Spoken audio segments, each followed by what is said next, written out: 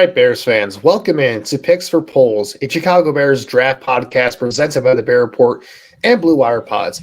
My name is Andrew Freeman, and of course, I'm happy to be joined by my co-host, Usayd and Koshul. We are recording this episode on a Tuesday here, November 29th. December is just around the corner. That means only a few weeks left for this 2022 NFL season. It's flown by fast, Usayd. But before we get into today's episode, how you doing today, man? Yeah, I'm doing well. You're right. We've got about 5 weeks remaining. A lot of talk around social media over the last few weeks has already been looking forward to the 2023 NFL draft, where as of week 12, the Bears do have the second overall pick, but that's a bit deceiving because we haven't factored in stuff like strength of schedule. So a lot before we actually assume the Bears have the second overall pick in April.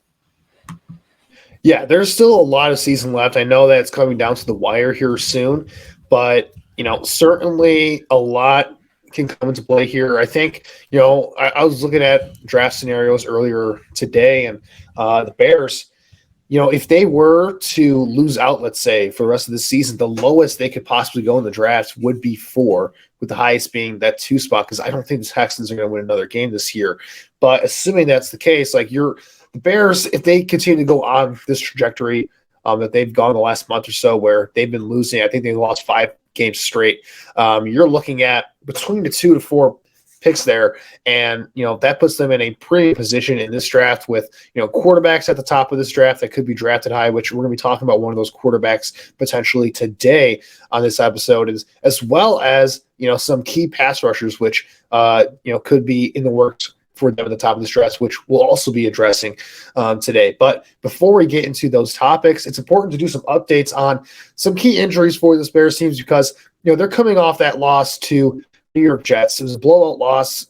Trevor Seaman got the start. There wasn't a ton to really analyze in this game, but the Bears have 2 huge losses going forward for their season, as we just found out earlier today that Darnell Mooney and Eddie Jackson were put on injured reserve for the injuries that they suffered in the course of this Jets game. I think Jackson went down with, I think it was a foot injury that's going to sideline him for probably the rest of the season. And Darnell Mooney, too, with an ankle. It looks like it's going to be season-ending as well. Just huge blows to this Bears team to close out the year. And I know that, this isn't exactly a team that's, winning anything right now. They're certainly not a contender, but it still sucks because Darnell Mooney is such a key part to of course, Justin Fields' development as their best wide receiver right now. I mean, he's just lapping the field for this Bears team in terms of target share. He's clearly been the number one guy for this Bears passing game this season, the guy that they're, probably are committed to building around moving forward. And you would like to see him get more chemistry and consistency with Justin Fields at the end of the year. And then, of course, Eddie Jackson, who's had a resurgent season, just tough breaks there for this Bears team in that regard. You're right. Tough breaks is certainly the perfect word to use. I think overall, when you look at it, right, considering how much roster turnover we've seen over over this past offseason, I should say, Mooney and Jackson are basically 2 of the longest tenured members of the Bears. You're looking at Jackson, who's been the longest tenured member of the defense, having been here through the John Fox as well as Matt Nagy eras. And then now he's playing under Matt Eberflus, right? And Jackson's interesting because he's one of those guys that have seen a Bears defense perform at a high level and do so consistently, going back to those like 2018, 2019 seasons. And then you look at Darnell Mooney, who we have our opinions on Darnell Mooney on this podcast, and in no way, shape, or form are we saying that he is a legitimate number 1 wide receiver, but I think the potential's still there for him to go ahead and be a pretty good 2 or 3 wide receiver. You also have to factor this in, I think, when it comes to Darnell, right, is that when we do our end of season evaluations and we look at his production, there's no doubt that his production's been down this season. Now, there's 2 factors associated with that. Number 1, the Bears wasted the first couple weeks of the season just kind of lollygagging around on offense and not really building it to Justin Fields' skill set. And then number 2, I think the big thing is that his chemistry with Justin was not on the same page that everyone thought it was going to be on, right? We saw a couple highlight reel throws in training camp, and we're like, hey, these guys are building something. And there was, I think, a lot of hope for this season, but it just wasn't the type of chemistry, and they weren't on the same page a lot of the times. A lot of that, I think, has to do with the new offense that they're learning, but also just not really practicing at game speed. And I think the best way to build chemistry is to do so playing at game speed consistently.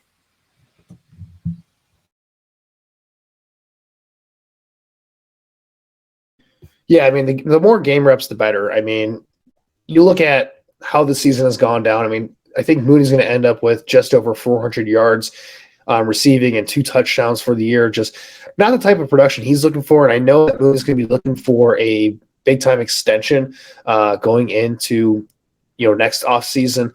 And I'm not sure what the conversation is going to be around that, because certainly I think Mooney has a case to want to get a lot of money here. So somewhere around like the 18 to 20 million mark, I think is a fair offer for the level of wide receiver that he is. And I think going forward, that's not quite, we have to put it this way. Like, it's probably the way that the wide receiver market's going right now. A number one wide receiver is probably be in the realm of 25 to 30 million from now on for some of these guys. So paying a wide receiver who may not particularly be a number one, but a dang good number two, which I think Darnell Mooney is, 18 to 20 million per year is actually not a bad, decision whatsoever.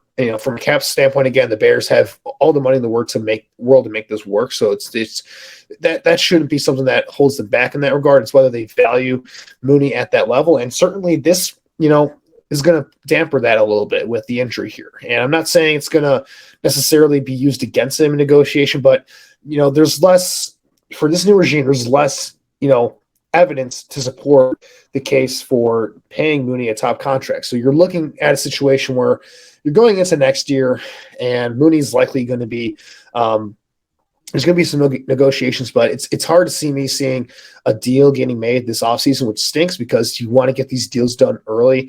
And, the Bears have other decisions to make at wide receiver with Chase Claypool. And I know we're going to be getting into that later on in this episode, addressing the wide receiver position. But, Claypool, they just traded a second-round pick for him. He had probably his best game as a Bear against the Jets. It's likely that they're going to look to try to extend him too, because, they just paid a premium pick. It's looking like a top 35 pick to go get him. So, certainly there's a lot at play here with that situation. And there's also a lot at play with the Eddie Jackson situation, just because, his status with this new regime is not guaranteed. I know he's had a great year. He's got 2 years left on his deal, I believe, after this season. But, the Bears, again, Eddie Jackson was not a guy that this regime drafted or brought in as a free agent. He's the old regime's guy, so to speak.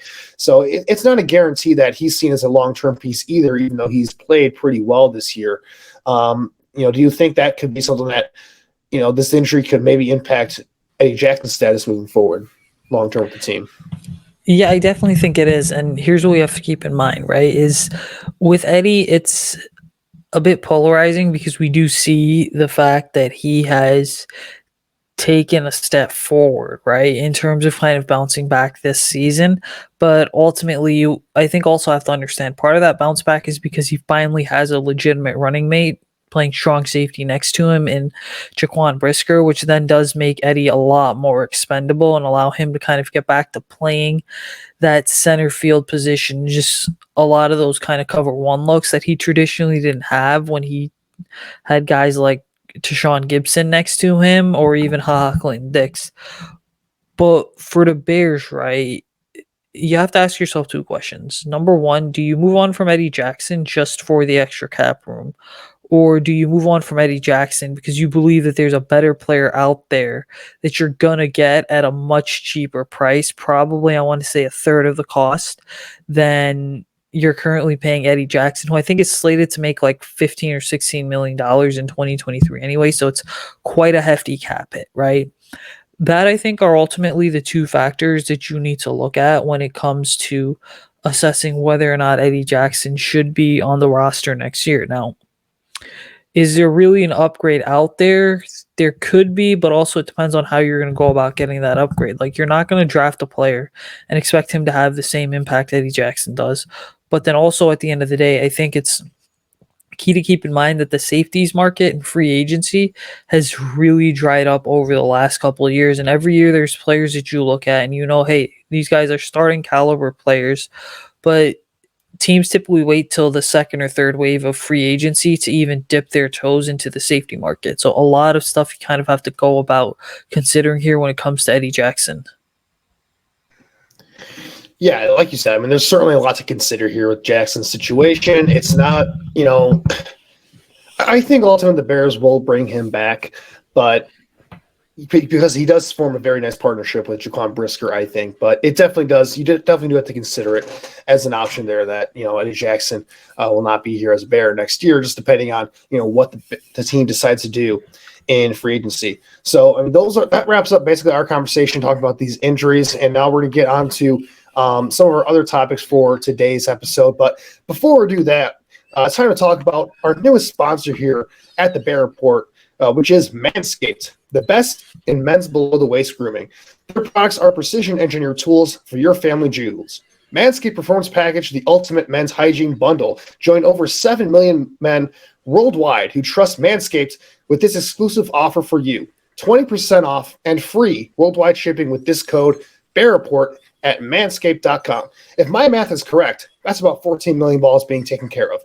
Speaking of being taken care of, holiday season is just around the corner. I know everyone's looking for that special gift for that special someone.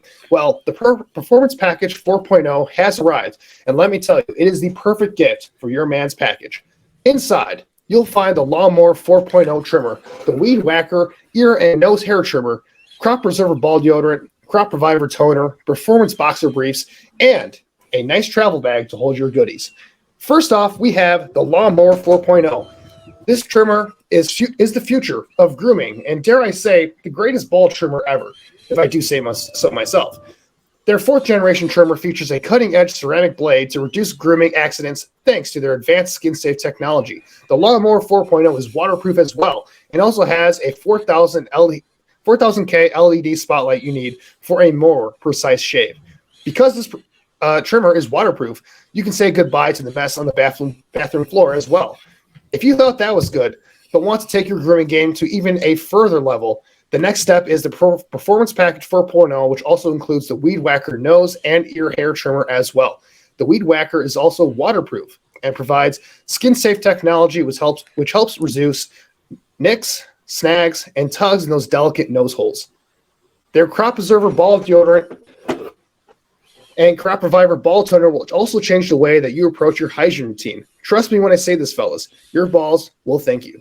Manscaped even threw in 2 free gifts to the Performance Package 4.0, the Manscaped Boxers and the Shed Travel Bag. Bring your comfort and boxers to another level, fellas. Get 20% off and free shipping with the code BEARREPORT at manscaped.com. That's 20% off with free shipping at manscaped.com and use the code BEARREPORT. Unlock your confidence and, as always, the right tools for the job with Manscaped. All right, Usayd, let's move on to the next topic for today's episode, talking about the pass rush here for the Bears, because it's certainly been a topic all year long for the Bears. The pass rush is just not getting it to anybody right now. We saw this in this last Jets game. Just not getting pressure on Mike White, the quarterback, making things really easy for him in the passing game. And while Armon Watts did finally break through and get a sack for this Bears defensive line, that was the first time that this defensive line for the Bears got a sack since week 6, I think it was, which was a sack. Just crazy levels of unproductivity from this Bears defensive front. And it goes into question, what are the Bears going to do this offseason to address this? They have many options, I think. What do you think is the best way to kind of address this pass rush situation for the Bears going into next season? Well, there's a lot I think that goes into it. Now, the first option is this: if you are picking top 5, you go ahead and you roll the dice on a guy like a Will Anderson, who a lot of people think is a 3-4 defensive end stand-up pass rusher. I think with Will, what I more so see is a player who's scheme transcendent, right? I think that there are arguments to be made that he's probably the best defensive prospect to declare for the draft since Micah Parsons in 2021. Now, I think Micah's proven to be a generational talent, right? With the way that he's really burst onto the scene. I think that Will Anderson, with the right coaching, can certainly have that impact too. And if you don't believe me, trust me when I say this. When it comes to linebackers in front seven, Matt Eberflus is one of the best in the business. The other option, I think, is you go and you build out the interior of the defensive line, right? So you dip into free agency. There's a couple guys like Deron Payne, a first round pick of the Washington Commanders, a veteran, a player that's been pretty productive throughout his career. You could also look at a player like a Jalen Carter, for example, who I think is at the very top of this year's draft. And, let me say this. The draft's going to be dominated by quarterbacks like it is every single year. But if you're a team that already has a quarterback in place, which the Bears do, you've got two options. You could trade back and get a boatload of picks, or you could roll the dice on a guy like a Jalen Carter or a Will Anderson. And trust me when I say this, you are not losing much at all. So effectively, and you guys are going to hear me say this statement multiple times over the next couple months, like there's no possible way for Ryan Poles to mess up in the first round. No, I mean, he's got all of the options available to him right now if they're going to stay in that top 3 to 4 area of the draft, which I think they will if things go the way they are right now. And, if the Bears do trade down, there is a ton of edge rushing talent and defensive line talent in this draft class for them to take advantage of. But, I'm going to talk about free agency first because I think that's going to be the first method that this regime tries to upgrade this defensive line unit, because ideally they're going to have to do both ways. Address it through free agency with some big signings here, as well as through the draft as well. And I think, when I look at this defensive line class in free agency, there are a couple names that stand out to me, namely Javon Hargrave from the Philadelphia Eagles. He's probably got to be the top guy on the Bears board here for free agency, along with Elton Jenkins on the offensive side of the ball. I think their top target on defense is going to be Hargrave. I think he's, one of the best interior pass rushers in the NFL right now for the Eagles. I think PFF had the stats. I think it was PFF Brad Spielberger on Twitter who posted this, but Hargrave, I think he's like second in like pressure rate among interior defensive linemen. He's like second in pass rush win rate among interior defensive linemen over the last 2 years. I think second in pressures as well among interior defensive linemen over the last 2 years. So just crazy productive as a pass rusher. And we saw it this last offseason. The Bears were really aggressive on the first day of free agency to go out and sign a guy like Larry Ogunjobi, who probably wasn't going to be worth the contract that the Bears offered him. But it just goes to show that this regime really values that 3-tech, pass rushing interior defensive lineman position.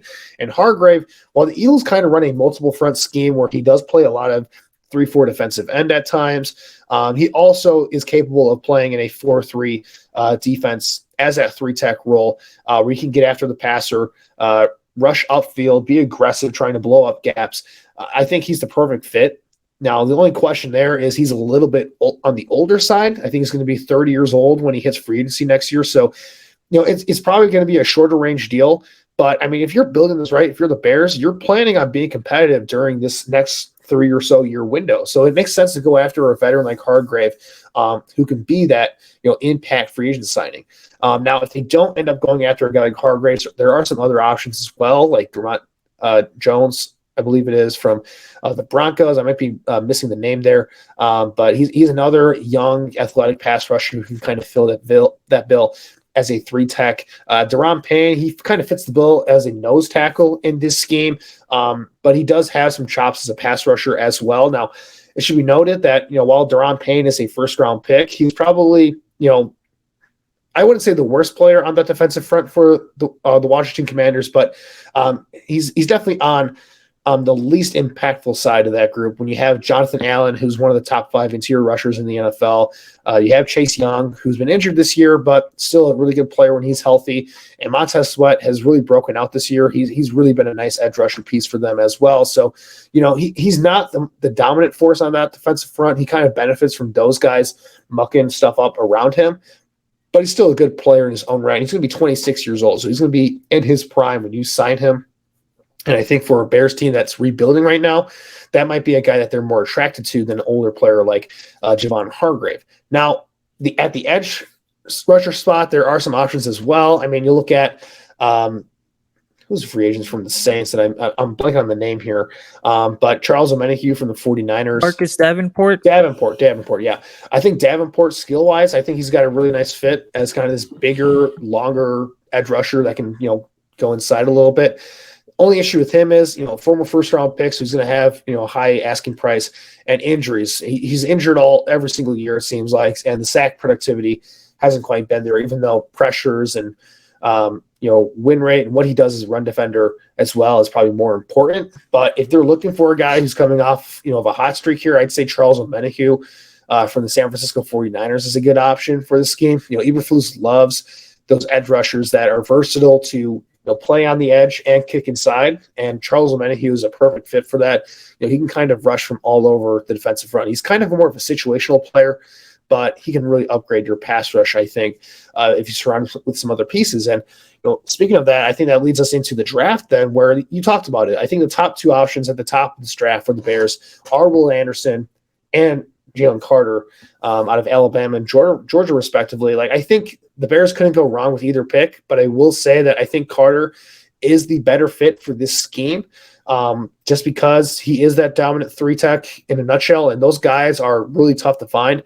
And while Will Anderson is a great prospect in his own right, I'm not sure if he's what Eberflus likes in his defensive ends. I think he likes bigger defensive ends than Anderson. And Anderson, he's a little bit on the smaller side. He's like about 6'3", 240. I mean, that's not really what Eberflus typically looks for. He wants bigger, meatier, defensive linemen who can defend the run a little bit and, kick inside, just be versatile there. So I don't think that's what he's looking for. So if Jalen Carter's on the board, I think he's the pick regardless of whether the Bears, upgrade at defensive tackle in free agency. Like, if they get Hargrave, I can still see a scenario where they draft Carter as well, because then you have the old veteran who's kind of tutoring the younger guy as a first-round pick, and you have stability at that three-tech position, which is incredibly difficult to find long-term there, because Hargrave and Carter create a nice 1-2 punch in the present, and then Carter can take over for Hargrave in the future. I think that would make a lot of sense.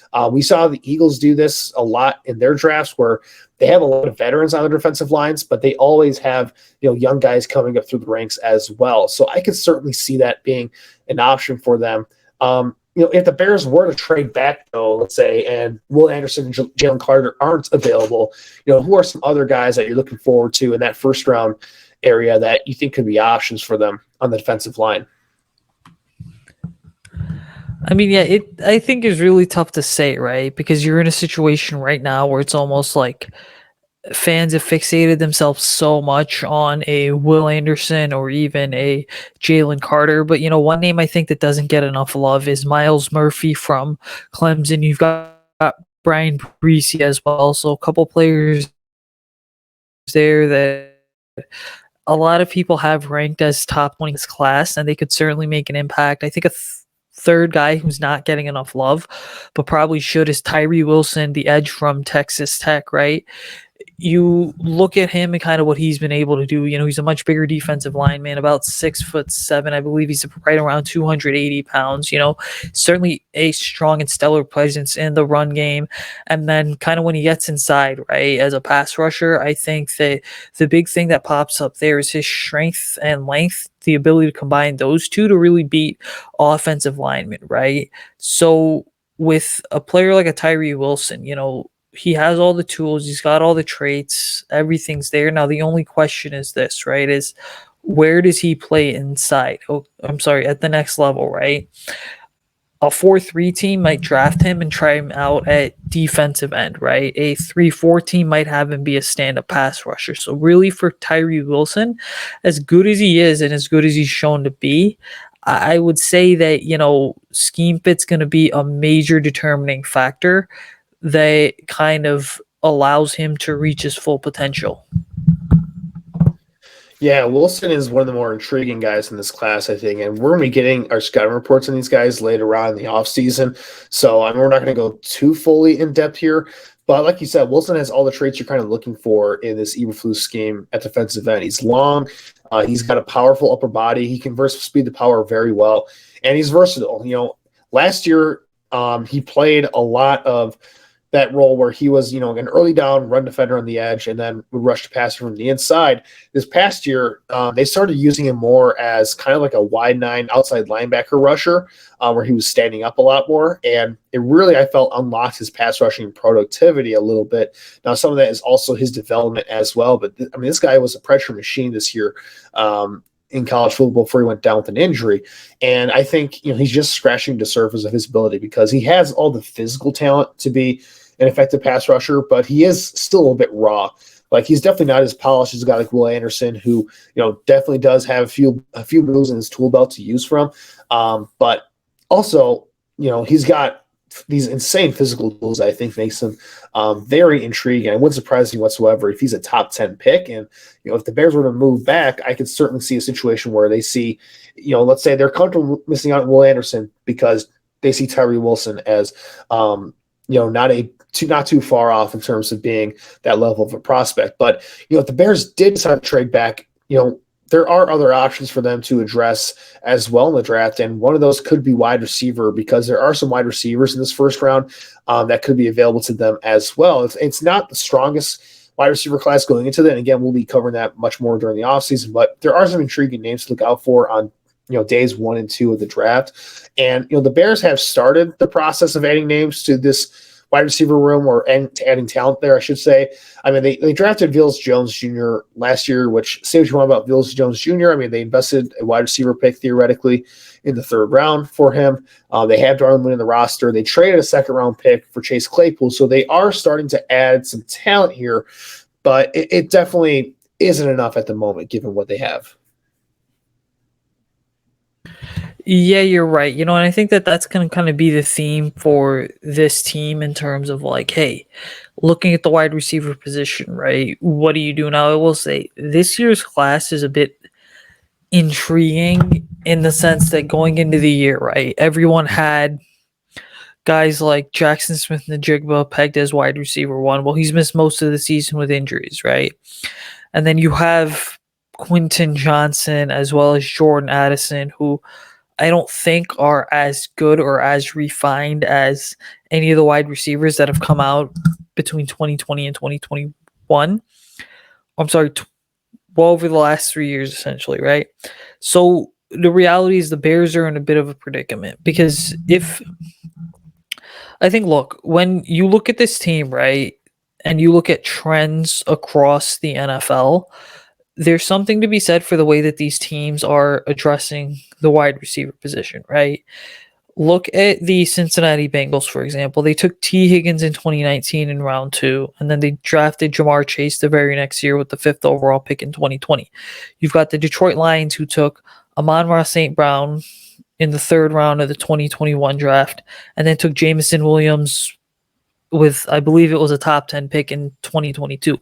Look at the Jets too. They took Garrett Wilson in 2022 and Elijah Moore in 2021. So I think the trend that we're seeing here is teams are just doubling down back-to-back years on the draft for wide receivers, right? And for the Bears, they need to follow a similar approach, right? Because this is a team that they already invested a mid-round pick in a wide receiver by trading for Chase Claypool. So now the question becomes, right, how do you rebuild this wide receiver room? And if you trade back far enough, do you go and draft a guy like an Addison or Johnson? You can never have too many pass catchers in the NFL, especially in this day and age. So it's certainly a possibility that the Bears have to consider. One thing that fans have to account for, and everyone's got to account for, is that just because the Bears are picking high right now at 2nd overall as of week 12, doesn't necessarily mean that a defensive stud is going to fix all the team's problems. Yeah, I talked about it a lot, both here on this podcast, but also, just on Twitter as well when interacting with other Bears fans. Like, at some point, the Bears have to start joining, the 21st century, investing on the offensive side of the ball. And that means investing at the wide receiver position, which, outside of addressing the offensive line this year is probably the second most important thing for this Bears team to address, because you can't go into next season with the weapons that Fields currently has to work with. You simply need to get more talent in the weaponry there. And I think the Eagles, the Jets, the Bengals, the Lions are all good examples of teams kind of, over investing in those positions because they realize how vital it is to have multiple, guys to throw to, especially for a young quarterback, because it just makes the game so much easier. It makes processing defenses easier when you have guys that are running wide open. It makes it easier to trust these guys when you know that they can go up and make 50-50 catches. It just makes everything a lot simpler for them. And I think the Eagles are the perfect example. They drafted I think they drafted basically 3 wide receivers in the first round in 3 years in a row. They drafted Jalen Reagor, which didn't work out for them in 2019 or 2020, I believe it was. In 2021, they drafted Devontae Smith, traded up for him. And then, of course, this past draft, they traded for A.J. Brown with their first-round pick. So, they went all in on addressing the weapons, and they even took a lot of shots on day 3 of the draft with wide receivers like Quez Watkins has really panned out for them as a day 3 flyer in the 6th round as kind of like a deep threat specialist. And that's something that the Bears will need to do as well. Like, it's not even just, at the top of the draft, but taking flyers on guys late in the draft that have some physical upside to work with that you can kind of mold in your system and develop and find a role with here. And if Justin Fields is a guy that is your franchise quarterback, he can start to elevate some of these lower echelon receivers and make them into better options than they would be when going into different situations here. But looking at the top of the draft here, I mean, some of the big names, obviously, in the first round, you look at Quentin Johnston out of TCU. He's obviously going to be the big name. He's probably going to end up being my wide receiver 1 when it's all said and done. I mean, he has all the physical tools you can look for at the position. He's a 3-level threat as a yak guy, as an intermediate threat, and as a deep threat. Jordan Addison out of USC is kind of like that undersized slot guy. I think that for a lot of teams, he's probably going to be a first-round pick. Jackson Smith-Njigba and Kayshon Boutte were considered first-round picks going into the year, but they've had some uneven years this season with injuries and some other inconsistencies. So I'm not sure how those guys are going to do in the draft is all said and done. But one guy that's quickly going up my radar is Jalen Hyatt out of Tennessee. I really like his game, and I think he's a perfect fit for Fields too because he is just flat out fast, man. I mean, he's probably around a 4.2 40 when it's all said and done.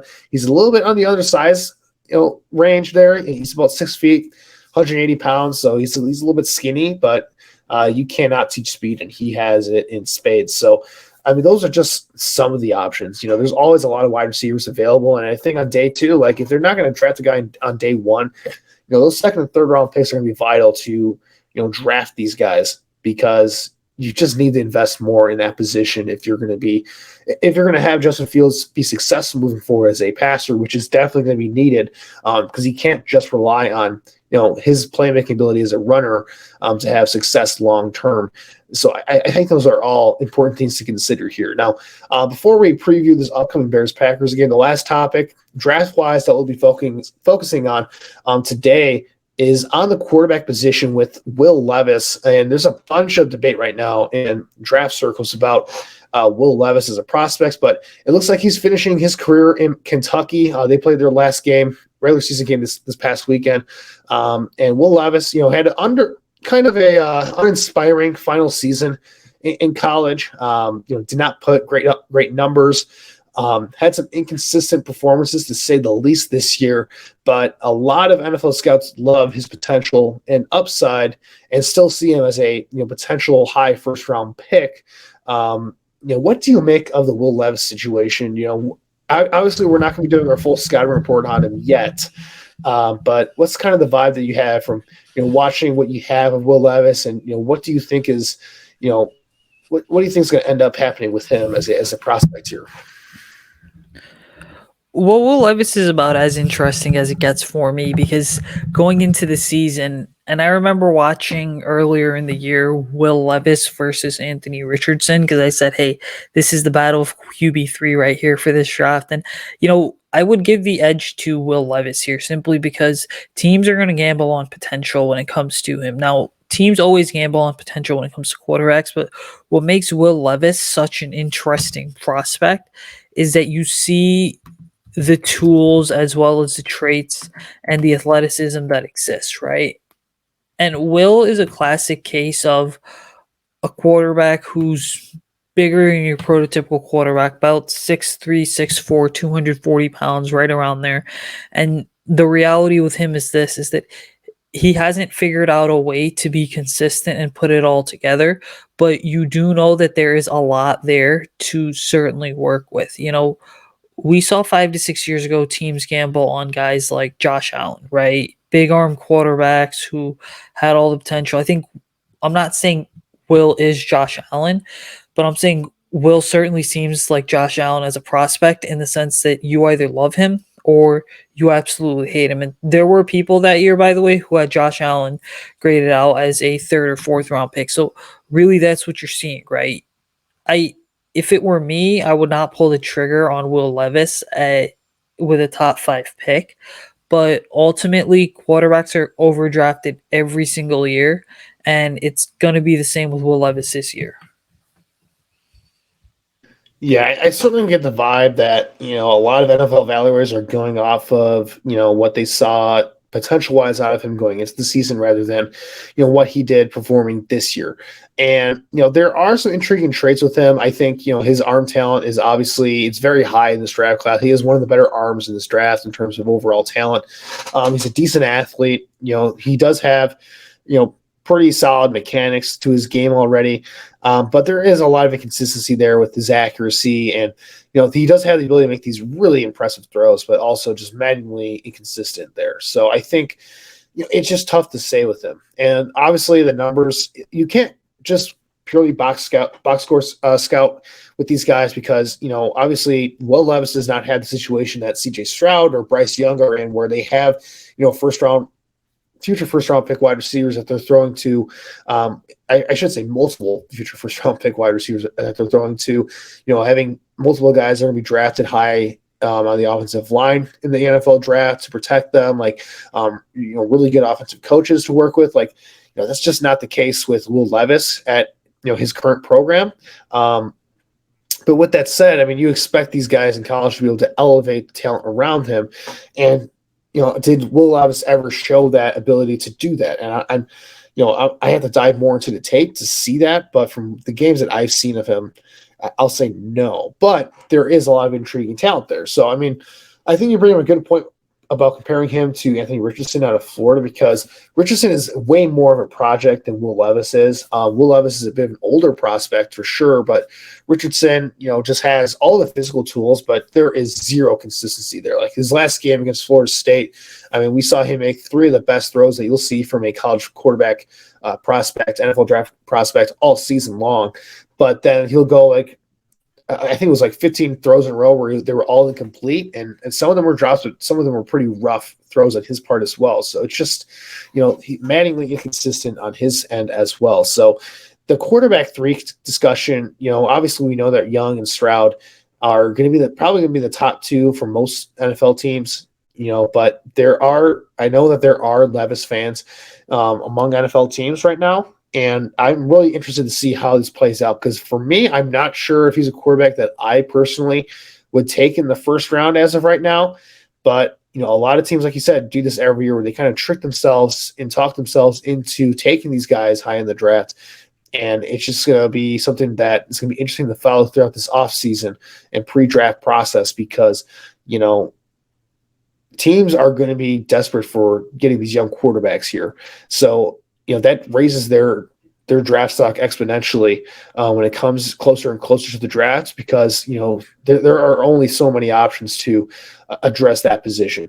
So with that said, let's move on to the final topic for today's episode, previewing this upcoming game between the Bears and the Packers. Yes, it is Packers week, Bears fans. So a lot of intriguing storylines going on. I think the main one is obviously, is Justin Fields going to play or is either of these starting quarterbacks going to play? Because Aaron Rodgers is nursing an injury as well.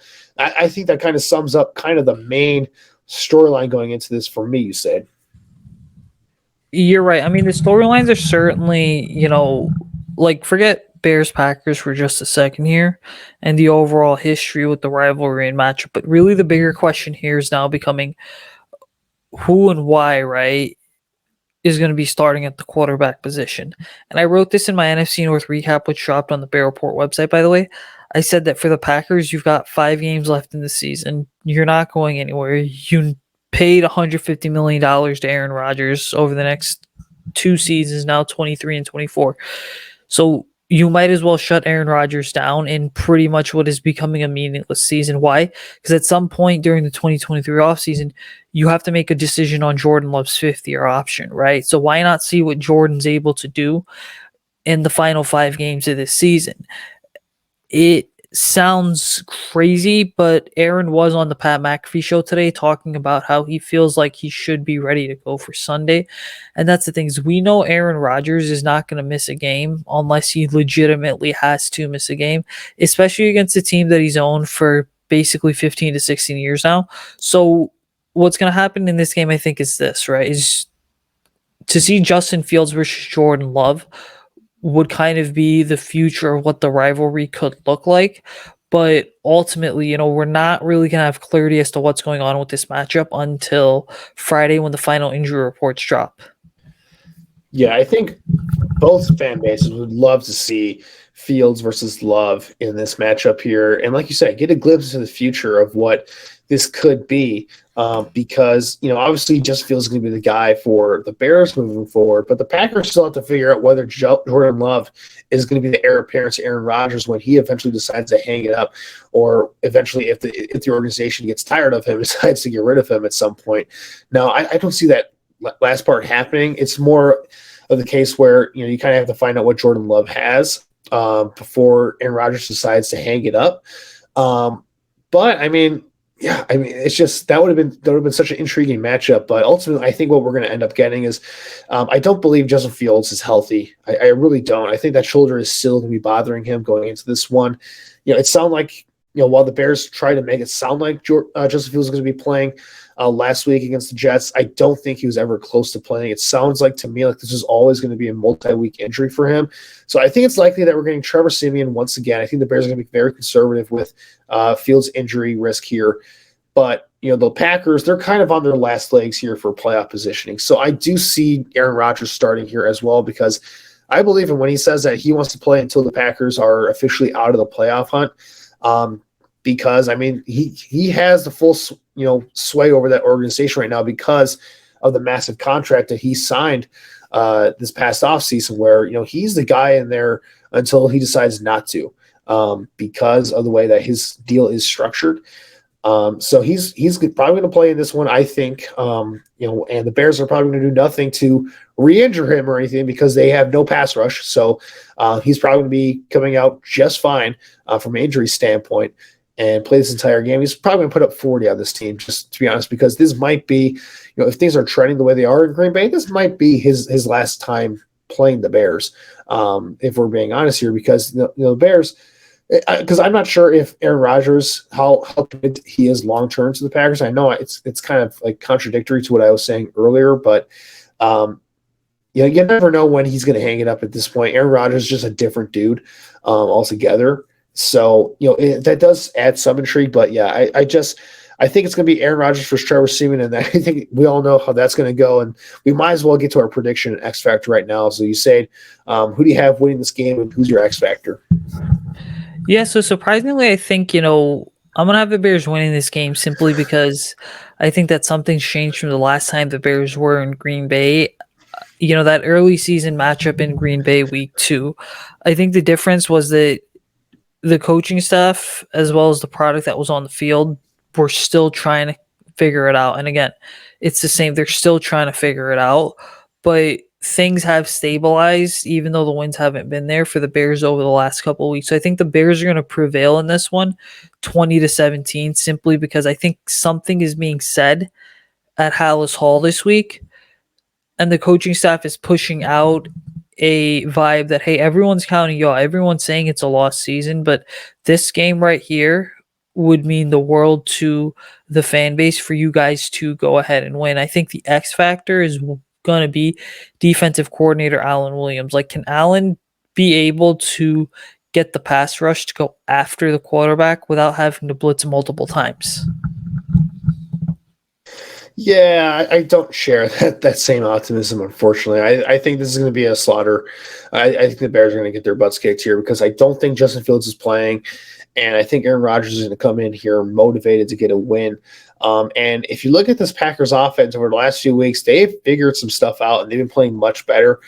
Christian Watson has been a stud for them since, getting back healthy and integrated into the offense for them. He's a second round pick that they traded up for, and I think he scored in like every week for like the last 3 or 4 weeks or something like that. Like he's been crazy productive over the last month or so. And this offensive line for the Packers finally started to gel a little bit since they moved Elton Jenkins back to left guard. And, Nyman, Nyman, I think it is, moved out to right tackle for them. So they've kind of stabilized things a little bit. Their offense has started to, start cooking a little bit. And, this Bears defense is, without a doubt, the worst defense in the NFL right now. They don't have a pass rush. They're going to be without their best secondary player, Eddie Jackson, this upcoming weekend. Brisker and Gordon are probably going to be back, I think. But we're going to see where they are at the injury report. But they were picked on the last time these two teams met. And I don't see that really changing, given how the Packers wide receivers are playing better at this point than they were early in the year. And without Justin Fields, this offense just has no juice. And even though the Packers defense has been underwhelming, to say the least, this year, I think there's enough talent here where they can overwhelm this Bears offense if they're not able to run the ball early on and often. So I have a pretty lopsided score here for my prediction. Packers winning 45-16, and what's going to be another painful loss for the Bears here. But probably a predictable one here is, it's just the way this rivalry has gone over the last, 3 decades or so. The Bears just not on the same level of the Packers. Even though the Packers are having a down year, I just don't see the Bears, putting up much of a fight in this one at home, unfortunately. As far as an X factor goes, it's really tough for me to say. I'll say that probably going to come down to, Jalen Johnson in the secondary, or really the secondary as a whole. Like, what can they do against, this Packers receiving core? Because we know the pass rush isn't going to do diddly squat in this game. So they're going to need some of these corners to step up. And I don't know if Jalen Johnson is going to be, getting the task of, guarding Christian Watson all game, but he's going to have a big game, I think. And these corners are going to have to play really well. Because they're not going to get much help from up front. So they have to do well in the secondary here if they're going to have a chance of slowing down Aaron Rodgers and this Packers offense. But, with that, that's going to wrap it up for us here at the Picks for Polls podcast. Make sure to like, rate, and subscribe to our podcast at Blue Wire. Any support you guys give really means a lot to us. And make sure to follow us on social media, on Twitter at Picks for Polls as well. Usayd, where can our listeners find you on social media and find your work? Yeah, guys, you can follow me on social media at Usayd Koshul. Check out my work on the Bear Report. I will have some mock drafts dropping over the next couple of days with the Bears fan base seemingly focused on April. Yeah, make sure to check those out. As for me, you can follow me on Twitter at AJFreeman25. You can find my work on the Bear Report as well. Make sure to keep track of my Tracking the Trenches series on the Bear Report, which covers offensive line and defensive line play. But with that said, December is right around the corner here, Bears fans. We're finally starting to hit that final stretch, and it's a big week here with Packers coming into town. So, looking forward to, it's going to be probably going to be a very eventful weekend here for all of us as Bears fans. But until next time, Bears fans, bear down and have yourself a fun and safe weekend.